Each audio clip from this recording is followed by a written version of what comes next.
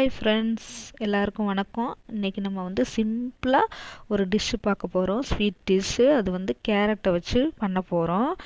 அதுக்கு ரெண்டு இன்க்ரீடியன்ட் தான் போதும். முதல்ல வந்து கடாயை காய வச்சு நெய் ஊற்றிக்கிடுவோம். 2 ஸ்பூன் நெய் ஊற்றிக்கோங்க.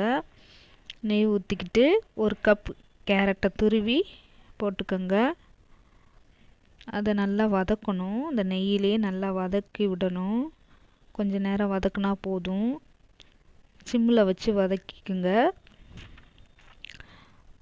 கொஞ்ச நேரம் வதக்கிட்டு 2 ஸ்பூன் வந்து தேங்காய்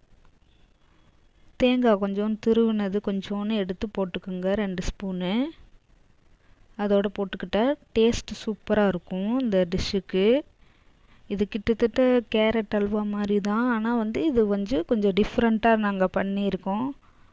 சாப்பிட்டு பாருங்கள், நீங்கள் அடுத்தடுத்து இது செய்வீங்க. ரொம்ப டேஸ்ட்டாக இருக்கும்.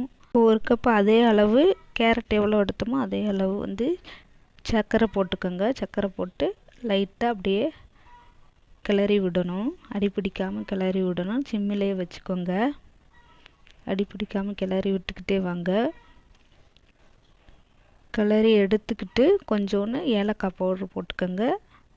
அந்த தோலை எடுத்துட்டு விதையை மட்டும் நுணுக்கி நான் போட்டிருக்கேன். அதுதான் நல்லாயிருக்கும். தோல் போட வேணாம், விதையை மட்டும் நுணுக்கி போட்டுக்கோங்க.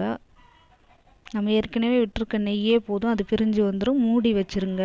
மூடி வச்சுட்டு திரும்பவும் எடுத்து வதக்கி விடுங்க.